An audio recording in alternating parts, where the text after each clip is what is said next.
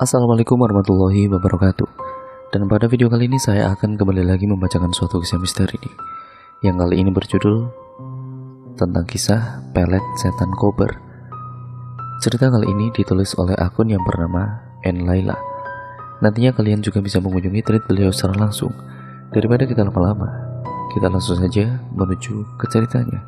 Perhatikan baik-baik karena ceritanya akan segera saya mulai.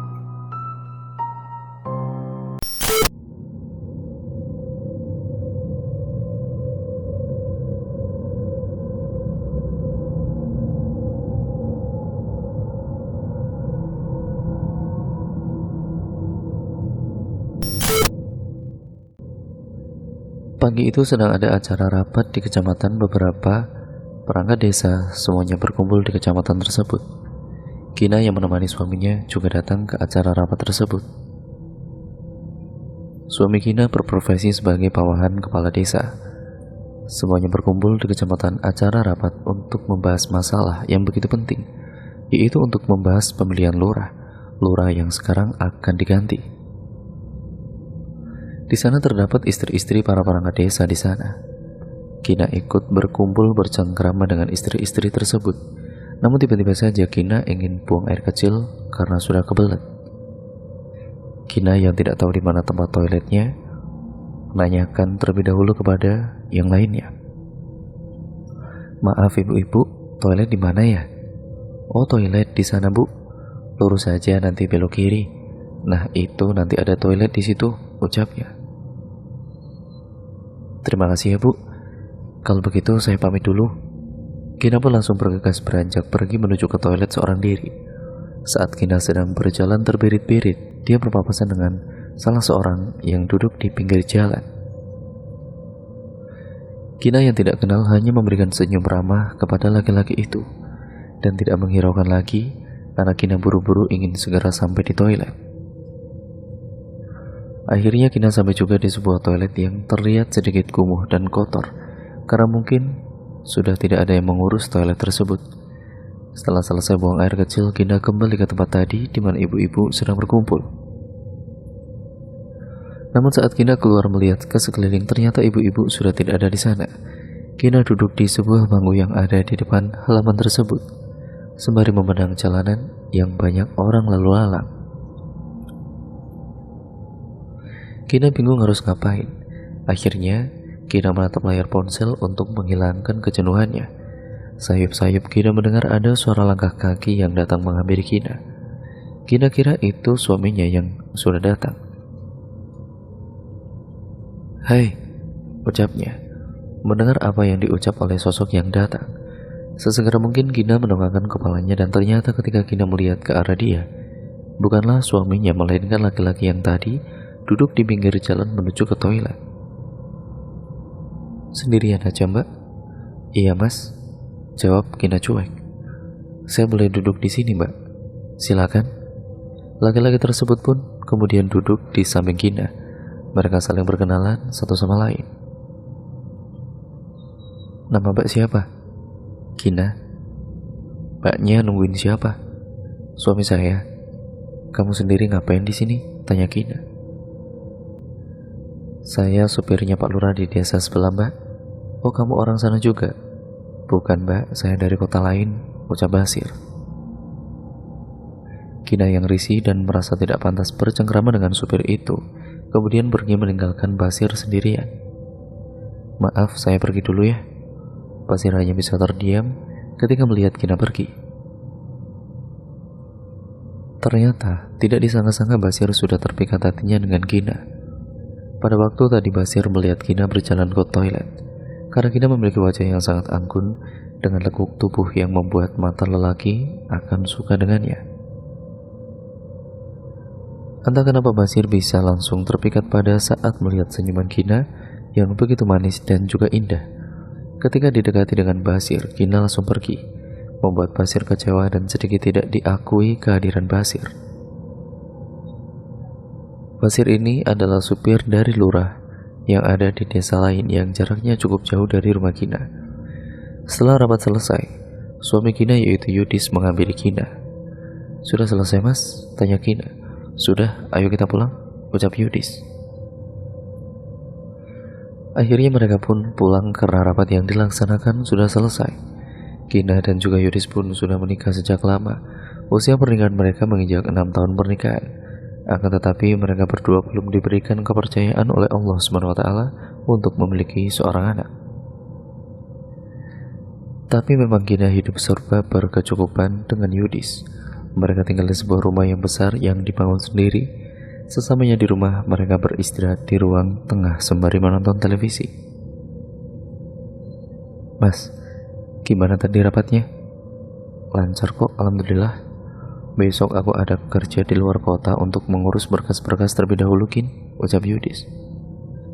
Berapa hari, Mas? Ya sekitar 3 hari lah. Lama sekali, Mas, aku sendirian dong di rumah. Ya mau gimana lagi, namanya juga ada tugas, masa aku harus nolak, kata Yudis. Iya, Mas, gimana kalau aku tinggal di rumah ibu saja ya, Mas? Nah iya benar itu, kalau kamu tidak mau sendirian di rumah, ya kamu ke rumah ibu saja, Yudis menimpali. Kamu jangan genit ya, Mas, awas kalau kamu genit. Ya enggak lah, aku kan udah punya istri, jawab Yudis. Setelah beberapa menit mereka istirahat, mereka pun mandi karena sudah mau petang. Deru angin sangat kencang membuat hawa menjadi semakin dingin. Malam itu disertai dengan angin kencang, hujan deras, dan petir yang tersambar di atas langit, membuat suasana malam itu sangat mencekam. Kina dan Yudis pun segera untuk tertidur. Singkat ceritanya, keesokan harinya Kina membantu mengemasi pakaian Yudis untuk nanti dibawa ke luar kota. Pagi sekali Kina bangun mempersiapkan semuanya keperluan Yudis. Setelah selesai mengemasi barang-barang ke dalam koper, Kina lanjut untuk masak nasi goreng. Kina masak nasi goreng dengan telur mata sapi kesukaan suaminya. Yudis yang sedang terlelap tidur mencium aroma yang sangat harum dan sedap menyeruak di hidung Yudis. Kemudian Yudis ini mengendus-endus aroma harum tersebut, hingga akhirnya Yudis terbangun dan beranjak menuju ke dapur. Ternyata adalah istri sedang memasak. Wah, masak apa kamu, Dik? Aromanya harum banget sampai aku bangun. Nasi goreng kesukaan kamu, Mas, sama telur ceplok. Wah, ya sudah, aku mandi dulu ya, ucap Yudis. Dan iya, Mas, mending kamu mandi dulu sana, jawab Kina. Beberapa saat kemudian Yudis selesai mandi dan menghampiri Kina. Ayo, Mas, sarapan dulu, sudah matang nih, masih panas, ucap Kina. Dan dengan tergugah selera Yudis langsung menyantap dengan lahap nasi goreng buatan Kina itu. Kamu berangkat jam berapa, Mas? Itu sudah aku siapin semuanya perlengkapan kamu. Sebentar lagi juga aku berangkat, Kin. Ya jam 7 lah, jawab Yudis. Makasih ya, kamu sudah menyiapkan semuanya. Iya, Mas, kan sudah tugas aku jadi istri. Singkat ceritanya, Yudis sudah berangkat ke kota, sedangkan Kina dia mampir ke rumah ibu untuk menginap di sana. Assalamualaikum. Waalaikumsalam, jawab adik Kina. Mbak Kina, tumben banget Mbak datang ke sini. Iya, ibu mana? Tanya Kina. Kina terlahir dari keluarga yang sederhana. Namun meskipun begitu, kedua orang tuanya bisa membiayai Kina hingga lulus kuliah dulu. Kina memiliki 2 adik perempuan, Farah dan Riri. Farah sudah dewasa, usianya sekitar 24 tahun. Sedangkan Riri dia masih duduk di kelas 3 SMA. Biaya sekolah Riri juga terkadang dibiayai Kina dan juga Farah. Farah sudah bekerja di sebuah pabrik. Dia sangat soleha, berbeda dengan Kina yang penampilannya serba mewah dan terlihat glamor. Farah sederhana saja, apalagi Farah juga berhijab. Bapak Kina bekerja sebagai sopir truk, sedangkan ibunya bekerja sebagai penjual sayur di depan rumah. Rumah Kina menuju ke rumah kedua orang tuanya cukup jauh karena beda kecamatan. Jadi Kina jarang sekali datang ke rumah kedua orang tuanya. Paling ya beberapa bulan sekali Kina datang ke rumah bapak ibunya. Tapi Kina selalu mengirimkan uang kepada kedua orang tua Kina dan juga untuk biaya sekolah Riri. Ayo duduk, Mbak. Mau minum apa, Mbak? Tanya Farah. Terserah apa saja boleh, jawab Kina. Beberapa saat kemudian ibunya Kina datang mengambil Kina yang tengah duduk di ruang tamu. Kina, kamu datang kapan, Kin? Barusan Bu, Bapak masih pergi nyopir ya? timbal Gina. Iya, berangkat tadi pagi. Kamu tumben datang ke sini, Kin? Datang sama siapa? Ucap ibunya. Sendirian saja, Bu. Loh, suamimu di mana? Mas Yudi sedang ada rapat di luar kota, Bu. Aku di rumah sendirian. Jadi aku kesini mau nginep, boleh kan, Bu? Ujar Gina. Memangnya Yudis itu mau sampai kapan berada di kota? Tanya ibunya Gina. 3 hari, Bu, katanya, jawab Gina. Iya, Ibu senang kalau kamu mau tidur dan nginep di sini. Rumah kan jadi ramai lagi, kata ibu Gina. Singkat ceritanya, Gina pun menginap di rumah orang tuanya dan tidur bersama dengan Farah. 3 hari telah berlalu. Gina berpamitan untuk pulang ke Bali karena suami Gina sudah mau pulang. Bu, aku pulang dulu ya, Bu. Makasih sudah perbolehkan aku menginap di sini. Buru-buru banget, Kin. Ya pasti diperbolehkan lah, Kin. Kamu kan anak ibu, ujar ibu Gina. Iya, Bu, Mas Yudi sebentar lagi mau pulang. Ya sudah, kamu hati-hati ya di jalan. Nanti kapan-kapan kamu mampir lagi ke sini. Gina pun langsung pulang dengan mengendarai sepeda motornya.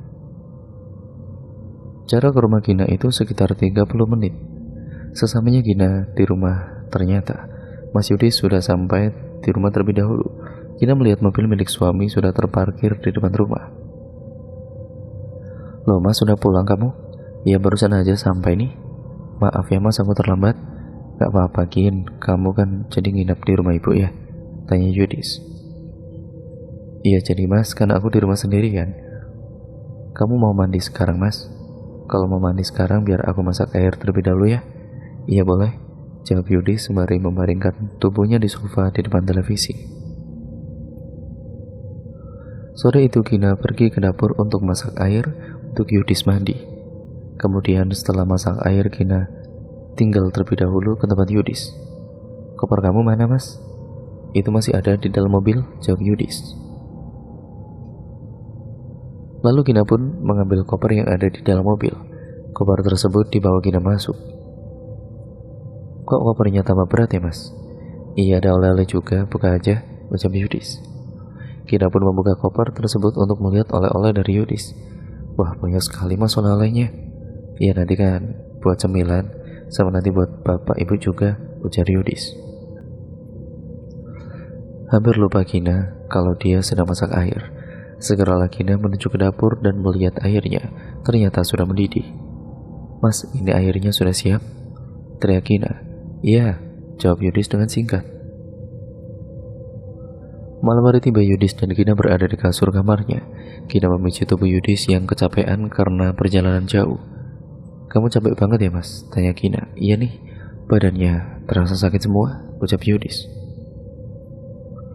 Besok gak usah berangkat aja, Mas. Nanti kamu malah sakit. Ya gak apa-apa kok, nanti minum obat juga sembuh. Kalau kamu dibilangin ngeyel ya, Mas, kamu itu. Gina sembari mencubit tubuhnya Yudis. Oh iya, gimana rapatnya, Mas? Lancar? Lancar, alhamdulillah. Gina dan Yudis pun dulu bertemu di kampus. Mereka seangkatan dan mereka jatuh cinta pada saat acara kuliah kerja nyata atau KKN. Mereka cinlok atau cinta lokasi. Yudis mulai menemukan benih-benih cinta, begitu juga dengan Gina.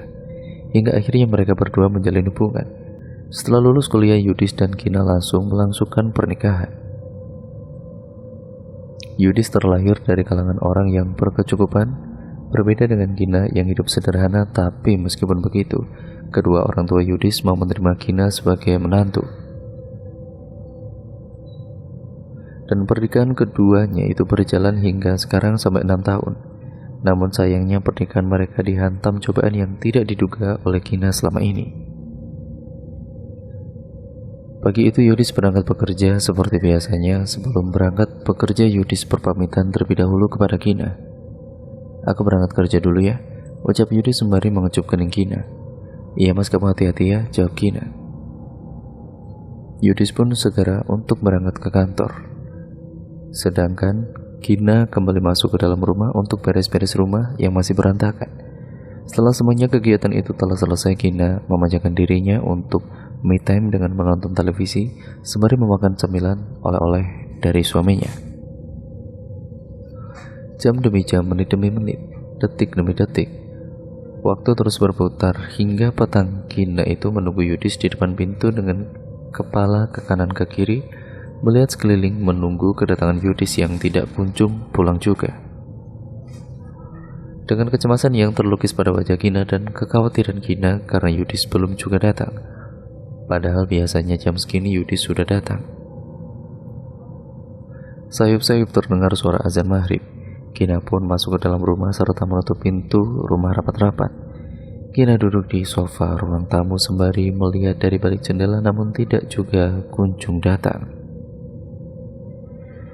Nafsu makan Gina menjadi menurun. Dia tidak makan malam itu karena mengkhawatirkan Yudis yang belum kunjung datang. Sudah berkali-kali Gina menghubungi Yudis, akan tetapi tidak juga diangkat dan tidak dibalas sama sekali oleh Yudis. Malam itu Gina tidur sendiri namun tidak tenang, dan tidak bisa tidur karena memikirkan keberadaan suaminya. Jam dinding terus berputar, akan tetapi Yudis belum juga datang, hingga akhirnya Gina tidak bisa tertidur.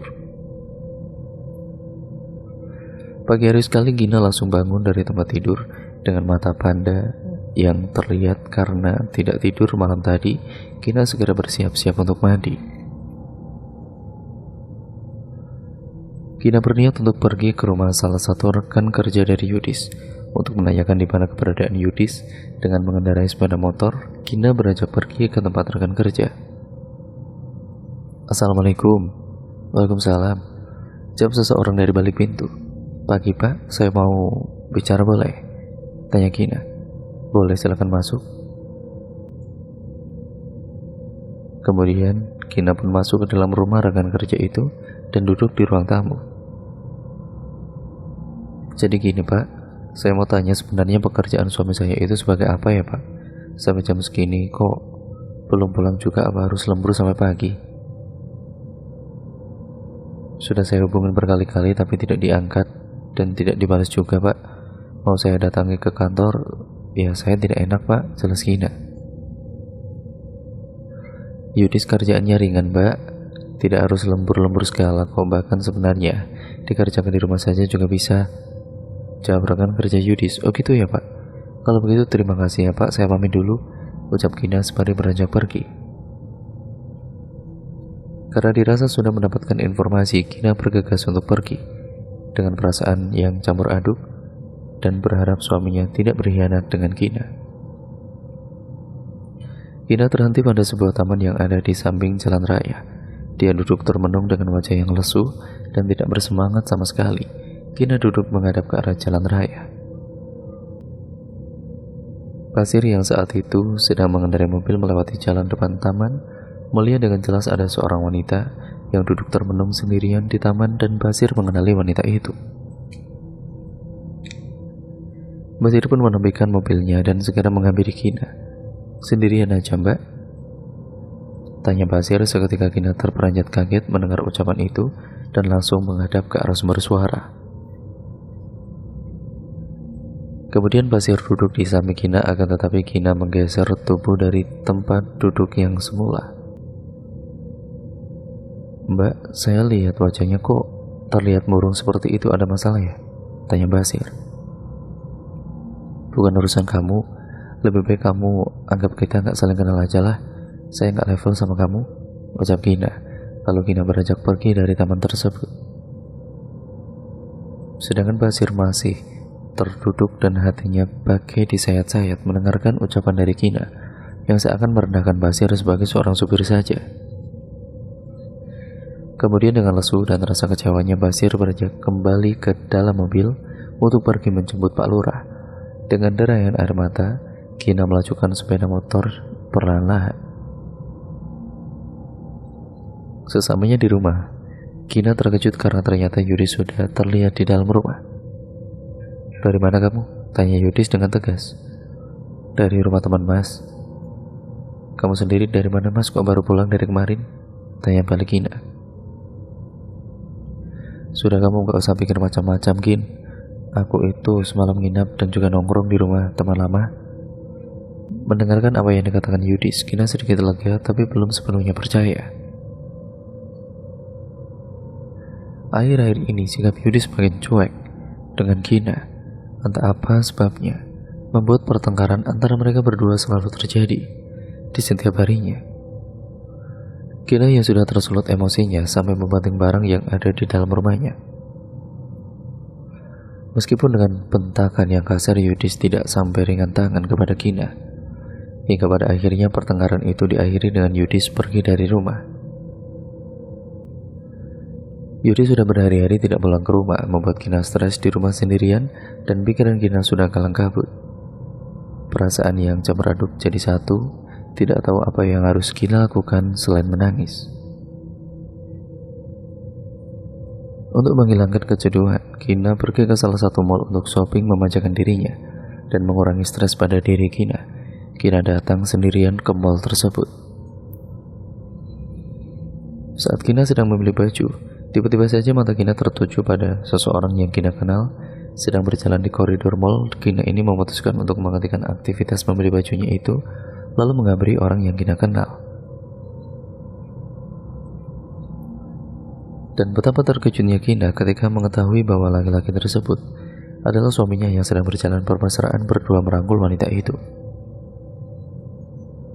Hati Gina sangat tersayat-sayat. Sakit rasanya melihat suaminya telah berkhianat dengan wanita idaman lain. Gina mencoba berjalan mendekati Yudis dan perempuan itu dan plak. Sebuah tamparan keras melayang pada pipi Yudis sehingga berwarna merah. Tega ya kamu, Mas? Dia siapa, Mas? Gina, aku bisa jelasin, Gin. Aku bisa jelasin semua ini. Namun Gina beranjak untuk pergi meninggalkan mereka berdua.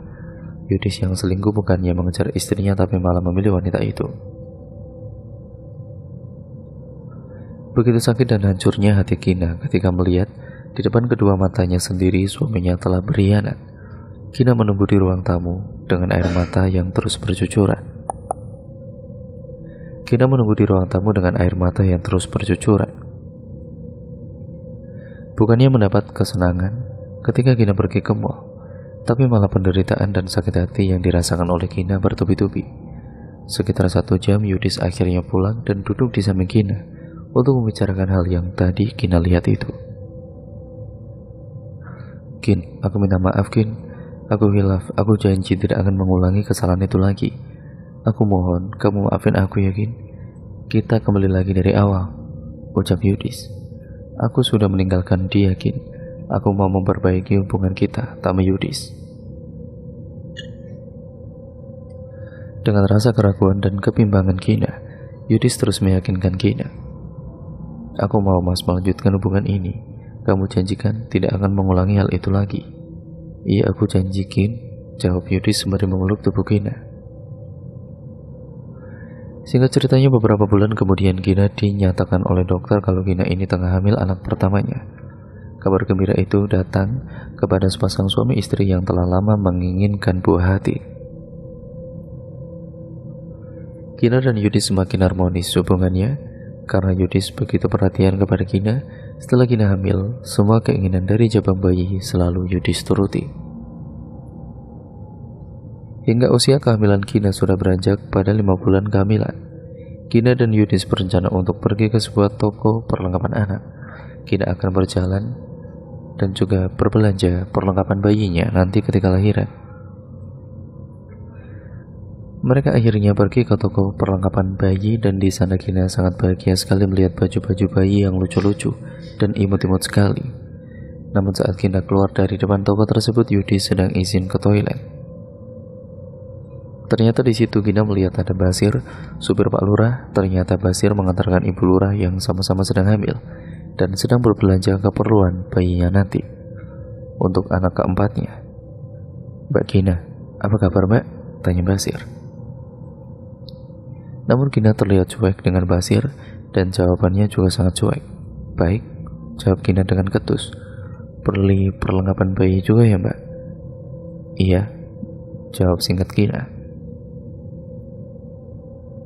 Kan sudah saya peringatkan kalau kamu itu jangan dekat-dekat dengan aku lagi. Anggap saja kita tidak saling kenal, ucap Gina. Namun Basir hanya tersenyum ramah kepada Gina seperti ada maksud tertentu. Beberapa saat kemudian Yudis datang menghampiri Gina. Ayo Gin, ucap Yudis. Mari Mas. timbal Yudis kepada Basir. Basir pun menanggapi ucapan dari Yudis. Gina dan Yudis pun kembali masuk ke dalam mobil. "Siapa dia tadi, Gin?" tanya Yudis. "Itu sopirnya lurah desa sebelah loh, Mas." "Oh, ngapain dia kok sama kamu?" "Gak tahu, Mas, nanya-nanya doang sih," kata Gina. Seiring berjalannya waktu, Basir yang sudah sakit hati dengan Gina, dia memutuskan untuk pulang kampung ke kotanya. Basir menemui kakak dari kakeknya yang usianya sudah sekitar 70 tahun ke atas. Kita sebut saja namanya Ki Jampang. Ki Jampang ini merupakan ahli supranatural. Basir menemui Ki Jampang karena ada keperluan yang sangat penting. Letak rumah Ki Jampang dari rumah Basir ini cukup jauh, sekitar 1 jam perjalanan. Sesamanya di depan rumah yang terlihat asri banyak tanaman dan perbukitan yang indah sejuk, Basir ini langsung menyambangi rumah Ki Jampang yang terbuat dari bambu namun sangat rapi. "Assalamualaikum." "Waalaikumsalam," jawab Ki Jampang dari balik pintu. Suara pintu bambu yang dibuka oleh Ki Jampang. "Basir, silakan masuk, Nak," ucap Ki Jampang. Jalan Ki Jampang sudah membungkuk dan menggunakan tongkat. Basir duduk di kursi yang terbuat dari kayu dan berhadapan dengan Ki Jampang. "Ada keperluan apa kamu datang ke sini?" tanya Ki Jampang.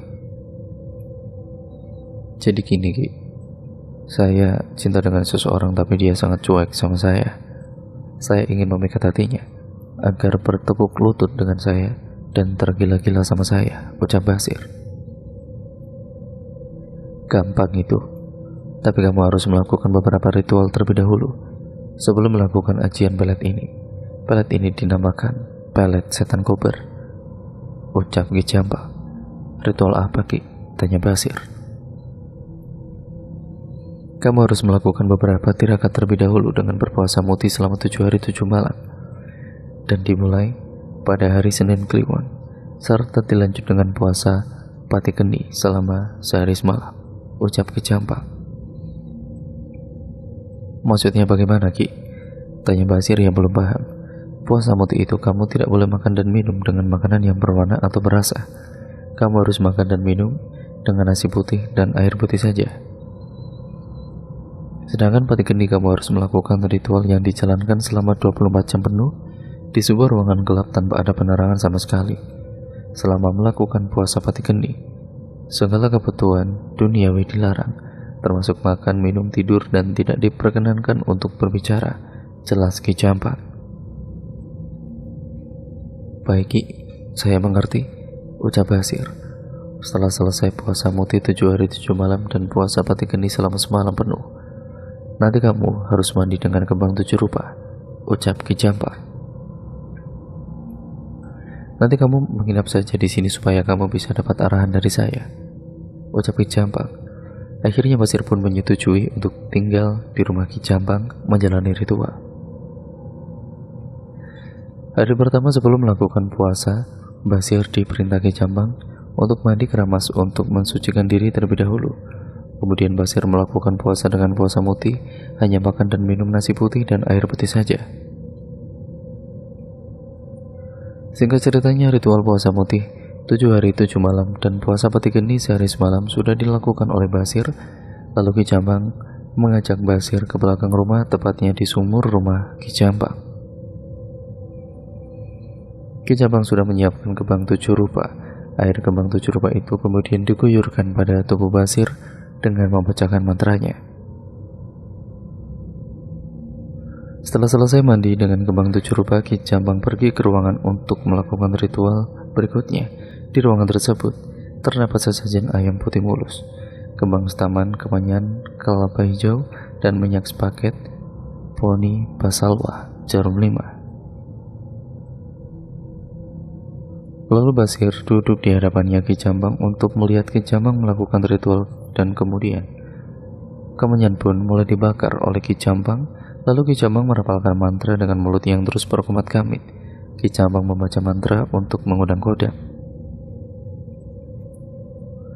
Hyang Moyo Sri Tumeko Ono maipodo tarip-tarip kijing kang tumajep. Setan kober siro tumengkau sun andoe gawe. Hembusan angin datang menghampiri ke dalam ruangan tersebut. Basir merinding dibuatnya, bulu kuduk berdiri semua. Setelah merasa kodam itu sudah datang, Ki Campang merapalkan kembali mantra untuk mengirim kodam kepada target nama yang ditujukan. Sun mati ajiku si setan kober kang ketempuh kuo karbonesi kiro binti warjo walak waling ing jatung atine. Krik-krik sikile yen ketemu turu tangekno, yen ketemu tangi jagakno, yen ketemu jago ngadekno, turut katut lulut sak karepku. Setelah ritual itu selesai, Basir diberikan mantra untuk nanti ketika Basir bertemu dengan Kina untuk dibacakan mantra itu. Basir pun berpamitan kepada Ki Campang karena dirasa semua ritual tersebut sudah dilaksanakan. Singkat ceritanya, kehamilan Kina semakin besar, perut sudah terlihat mau meledak. Hari itu Farah dan ibunya Kina datang ke rumah Kina untuk melihat keadaan Kina. Assalamualaikum, ucap Farah dan ibunya. Waalaikumsalam. Ibu, Farah silakan masuk, ucap Kina. Tanpa lama-lama, Farah dan ibunya pun kemudian masuk dan duduk di ruang tamu Kina. Gimana kehamilan kamu, Kin? Sehat kan? Tanya ibu. Sehat, Bu. Tumben banget ibu sama Farah datang ke sini mau apa? Ya mau nengokin kamu lah, Din. Ya mau tahu gimana keadaan kamu dan juga mau main, ucap ibu Kina. Oh iya mbak, aku mau kasih tahu sama mbak kalau aku sebulan lagi mau lamaran mbak. Wah, sama siapa Farah? Sama anaknya seorang pengurus pondok pesantren mbak, jawab Farah. Syukurlah kalau begitu, kamu tidak akan sendiri lagi. Nanti aku kenalin deh kepada mbak kesini ya kapan-kapan. Iya Far. Oh iya bu, sama Farah mau minum apa? Apa aja deh, jawab ibu. Kina pergi menuju ke dapur untuk mengambilkan minuman untuk Farah dan ibunya. Beberapa saat kemudian Kina datang dengan membawakan minuman dan beberapa cemilan. Silakan diminum, ucap Kina. Terima kasih ya Kin. Suami kamu di mana Kin? Tanya ibu. Masih kerja bu? Oh iya, ibu lupa. Maklum sudah tua, kata ibu Kina. Mereka saling bercengkrama satu sama lain. Adik Kina yang terakhir tidak ikut karena masih sekolah. Singkat ceritanya, suatu ketika ada acara rapat kantor Yudis. Tidak lupa, Kina juga diajak meskipun sudah hamil besar, dan Kina juga tidak keberatan untuk ikut mendampingi suaminya. Di tempat tersebut lagi-lagi Kina bertemu dengan Basir. Namun Kina tidak mau menatap ke arah Basir karena Kina malas. Entah kenapa saat Kina sedang duduk di depan kantor tersebut, Basir menghampiri Kina. Mbak Kina, sendirian aja mbak? Saya kan sudah bilang sama kamu berkali-kali jangan dekati saya lagi. Saya tahu kalau kamu itu suka sama saya, tapi ya sadar diri dong. Kamu itu kerjanya apa? Dan saya kan sudah punya suami. Mikir, ucap Kina dengan ketus.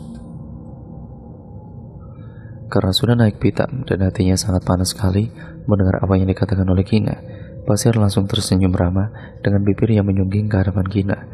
Di dalam hati Basir, dia merapalkan mantra yang sudah dihafalkan dan sudah diberikan oleh Ki Campang.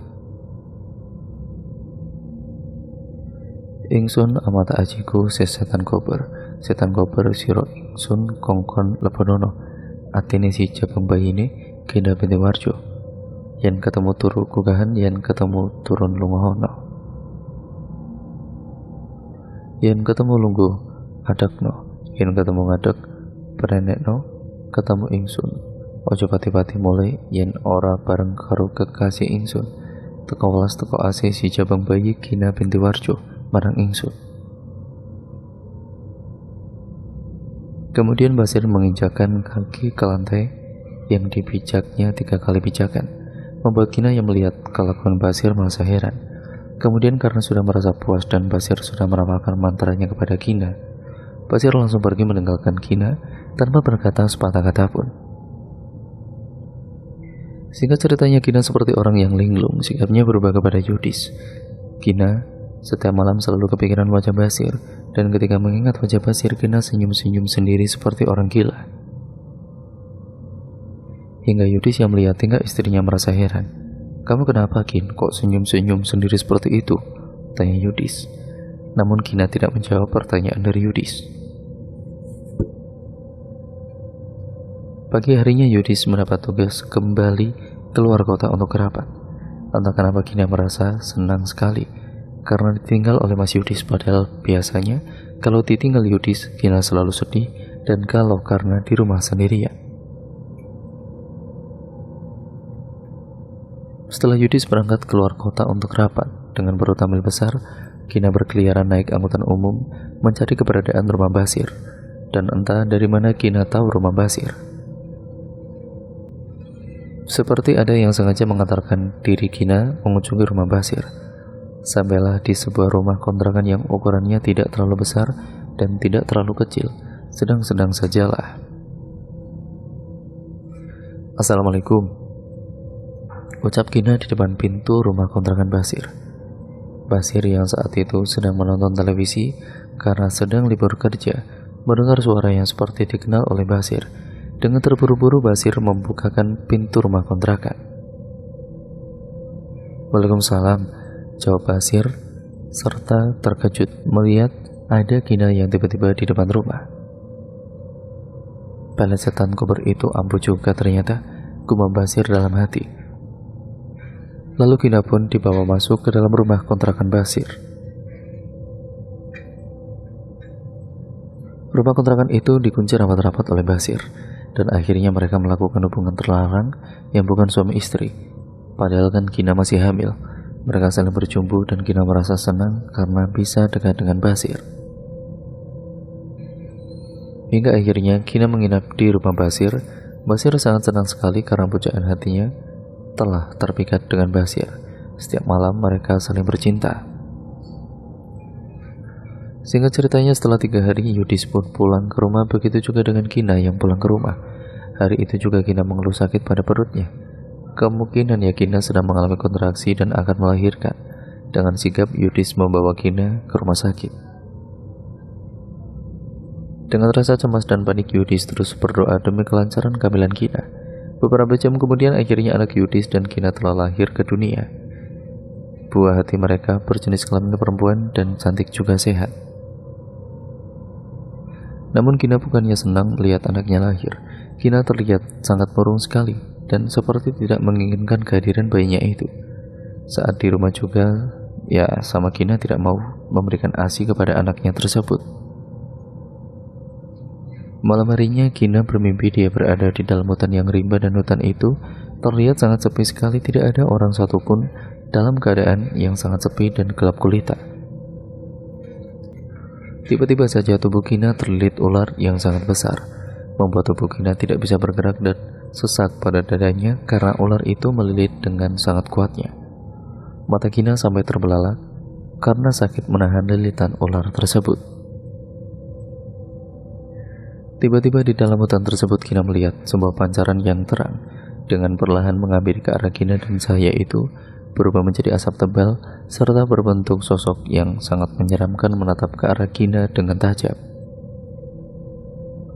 Sosok itu dengan tubuh tinggi besar berwarna merah, dengan mata yang tajam dan merah menyala, gigi taring yang panjang dan besar serta tajam keluar dari dalam mulutnya. Sosok itu baunya sangat busuk sekali menyeruak di hidung Kina.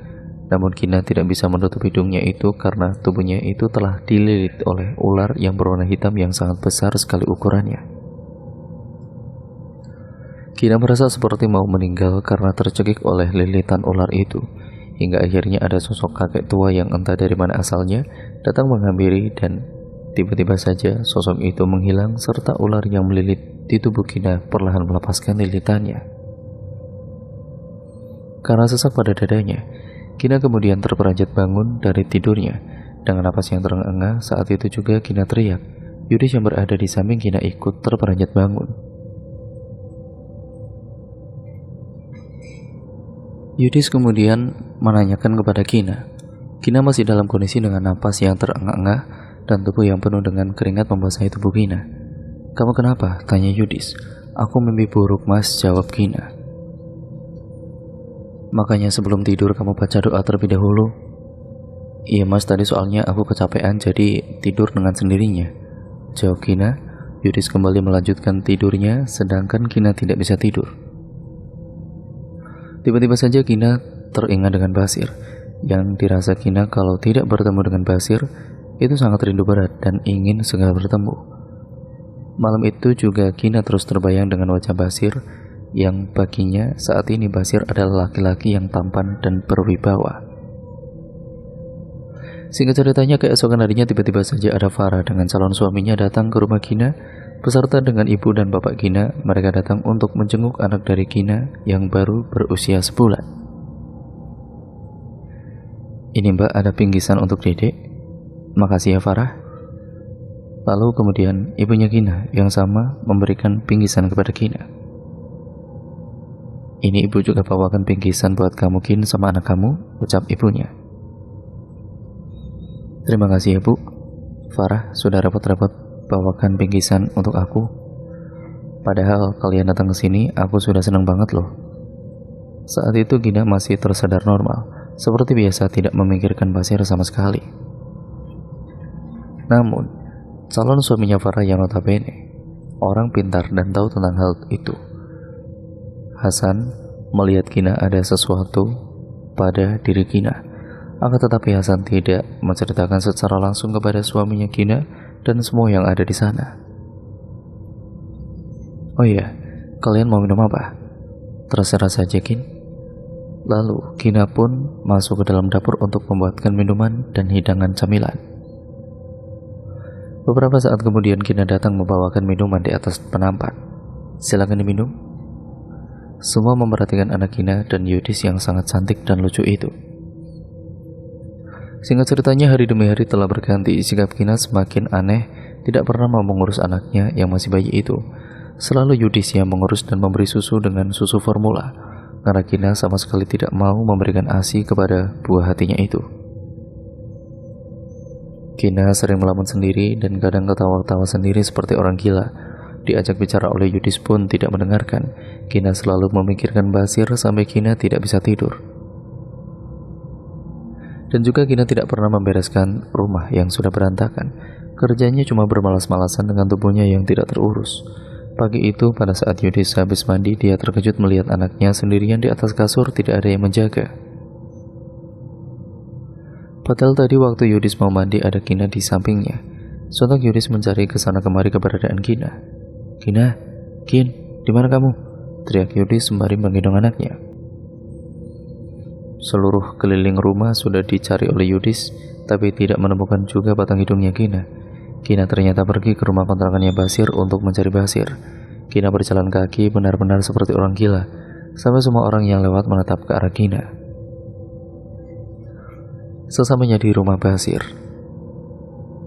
Kina mengetuk-ngetuk pintu rumah kontrakan yang tertutup.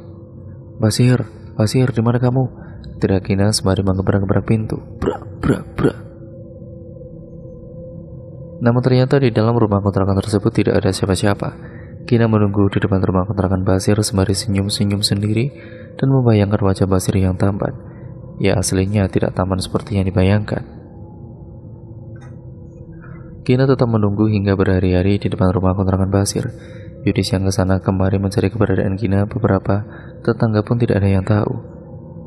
Akhirnya Yudis memutuskan untuk pergi ke rumah kedua orang tua Kina. Dan kebetulan di dalam rumah kedua orang tua Kina banyak orang ternyata yang sedang mempersiapkan persiapan untuk acara lamaran Farah dan Hasan. Di sana juga terdapat Hasan yang tengah terduduk. "Assalamualaikum." "Waalaikumsalam," ucap serentak yang ada di dalam. "Yudis, ada apa? Kenapa kamu bawa anakmu yang masih bayi ke sini? Kina mana?" Kemudian Yudis duduk dan menceritakan semuanya yang terjadi. "Kina akhir-akhir ini berubah, Bu. Dia tidak peduli dengan anaknya sama sekali. Bahkan susu yang diberikan kepada anakku pakai susu formula. Sudah 3 hari ini Kina tidak pulang ke rumah," jelas Yudis. "Astagfirullah," ucap semuanya. Lalu Hasan menceritakan kepada Yudis kalau dia sebenarnya tahu dengan apa yang dialami oleh Kina. Sebenarnya waktu itu aku melihat Mbak Kina memang ada sesuatu. Mbak Kina sepertinya telah terkena guna-guna dari seseorang, ucap Mas Hasan. Akhirnya, semua sepakat untuk mencarikan keberadaan Kina di sepanjang jalan ditelusuri, sedangkan anak Yudis dititipkan kepada ibunya Kina. Saat Yudis mencari, ada salah satu bapak-bapak di samping jalan. Kebetulan bapak-bapak itu adalah tetangga Yudis. "Maaf Pak, Bapak lihat Kina tidak ya?" tanya Yudis. "Kina? Saya lihat Mas, kemarin saya lihat dia ada di pos ronda desa sebelah waktu saya habis pulang kerja. Seperti orang gila, rambutnya acak-acakan, pakaiannya lusuh," jelas bapak itu. "Kalau begitu terima kasih ya Pak," jawab Yudis. Yudis pun segera pergi ke pos ronda yang sudah diberitahu oleh tetangganya itu. Dan ternyata benar, ada seorang wanita dengan rambut acak-acakan, pakaiannya lusuh tertidur di pos ronda itu. Yudis dan Hasan menghampiri Kina, lalu Kina melihat Yudis seperti linglung, tidak mengenali Yudis sama sekali. Yudis memaksa Kina untuk ikut pulang. Ternyata Basir telah pulang kampung, maka dari itu Kina menjadi gila karena tidak dapat bertemu dengan Basir, laki-laki yang selalu terbayang dalam benak dan pikirannya. Sesamanya di rumah Hasan, pamit terlebih dahulu untuk memanggilkan pengurus pondok yang nantinya akan membantu Kina dengan melakukan ruqyah syariah. Singkat ceritanya, beberapa saat kemudian Hasan dan pengurus pondok tersebut yang bernama Pak Mansur datang untuk melakukan proses ruqyah. Kina masih sama keadaannya, tetap tertawa-tawa sendiri, kadang menangis. Yudis yang melihat keadaan Kina itu pun turut sangat prihatin. Kemudian Kina langsung dibacakan amalan-amalan oleh Pak Mansur dan juga Hasan untuk mengeluarkan kodam yang ada di dalam tubuhnya Kina. Dengan memegangi kepalanya Kina, Pak Mansur terus membacakan amalan-amalan itu.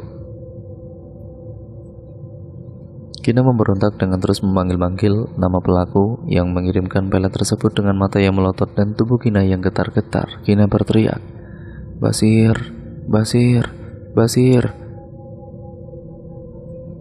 Saat itu juga tubuh Kina pun telah dipengaruhi oleh kodam yang ada di dalam tubuh Kina. Dengan semakin kencang dan keras Pak Mansur membacakan amalan tersebut tepat di telinga Kina. Kina terus memberontak, tubuhnya semakin kejang-kejang. Bismillahirrahmanirrahim. Allahu Akbar, Allahu Akbar. Seketika tubuh Kina jatuh terkapar ke lantai dan pingsan. Lalu Pak Mansur kembali membacakan ayat-ayat suci Al-Quran dengan diiringi oleh Hasan. Setelah selesai, Pak Mansur meminta segelas air putih. "Saya meminta segelas air putih, tolong siapkan," ucap Pak Mansur. Kemudian dengan sigap Yudis mengambilkan segelas air putih ke dapur untuk diberikan kepada Pak Mansur. "Ini Pak," ucap Yudis sembari memberikan segelas air putih kepada Pak Mansur. Segelas air putih tersebut lalu Pak Mansur bacakan dengan ayat-ayat suci Al-Quran. Tidak hanya itu, Pak Mansur juga memerintahkan untuk salah satu menyiapkan air dari perasan beras lalu diletakkan ke dalam baskom. Farah yang juga ada di sana, dia sengaja mencuci beras, lalu air dari beras itu Farah letakkan ke dalam baskom. Setelah selesai, Farah langsung berikan kepada Pak Mansur. Air perasan beras itu langsung didoakan oleh Pak Mansur. Beberapa saat kemudian Kina akhirnya sudah sadar.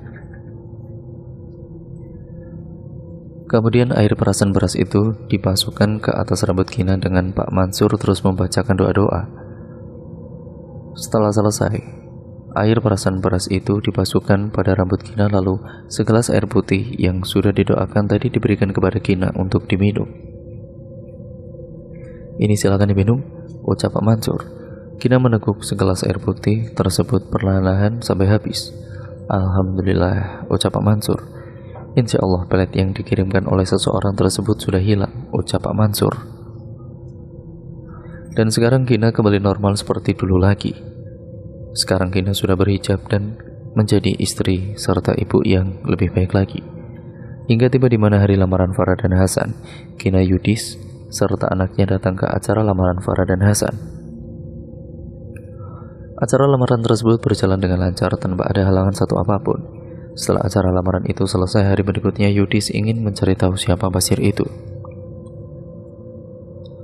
Yudis mencari tahu tanpa izin terlebih dahulu kepada Kina.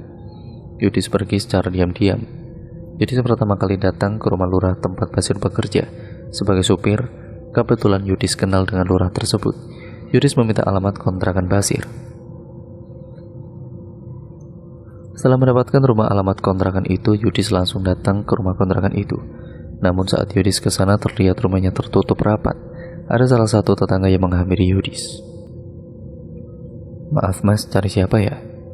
Apa benar ini kontrakan atas nama Basir, Pak?" "Benar mas, tapi sekarang Basir sudah kembali ke kota halamannya. Tidak lagi tinggal di sini," ucapnya. Yudis pun akhirnya kembali pulang ke rumah lurah tersebut untuk meminta alamat rumah Basir yang ada di kotanya. Dan akhirnya Yudis mendapatkan alamat rumahnya Basir. Dengan menggunakan mobilnya, Yudis pergi ke kota Basir.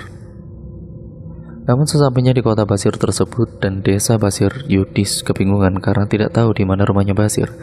Akhirnya Yudis menanyakan kepada warga setempat. "Permisi, mau tanya, rumahnya Basir itu di mana ya Pak?"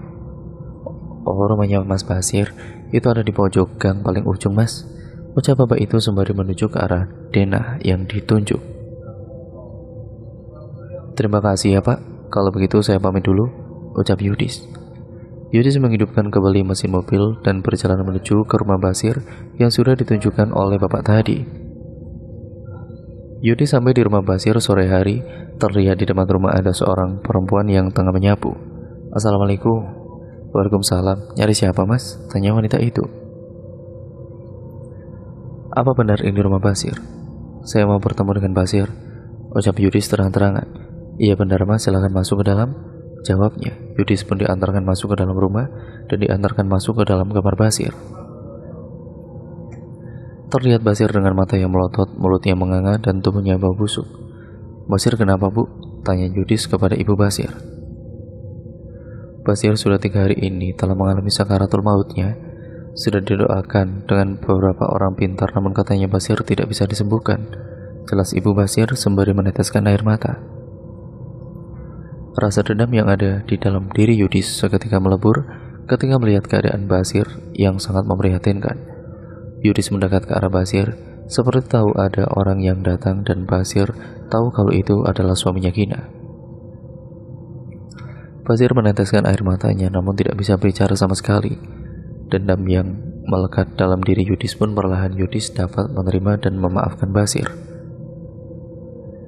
"Saya sudah memaafkan kamu. Istri saya juga sudah memaafkan kamu juga pastinya. Semoga kamu cepat sembuh ya," ucap Yudis di telinga Basir. Yudis pun berpamitan kepada semua yang ada di sana untuk pulang ke rumah. Singkat ceritanya, Yudis mendapatkan kabar dari lurah tempat Basir bekerja sebagai supir itu ya kalau Basir telah meninggal dunia dalam keadaan mata melotot dan mulut menganga, serta di sekujur tubuh Basir terbakar, warnanya hitam legam. Itu semua karena akibat kiriman yang telah dilakukannya. Kodam yang dikirim kepada Gina berbalik kepada Basir dan murka. Maka dari itu Basirlah yang menanggung akibatnya. Dan sekarang Gina serta Yudis bisa hidup dengan damai dan tenang, serta keluarganya menjadi harmonis. Semoga kita selalu dijauhkan dari rasa sakit yang seperti itu. Selalu dijauhkan dengan rasa sakit hati yang menjadi dendam dengan cara menyakiti korban. Namun siapa sangka karma itu akan tetap selalu ada, dan siapa yang berbuat pasti akan mendapatkan balasannya. Dekatkan diri kita kepada Allah SWT dan pertebal iman kita.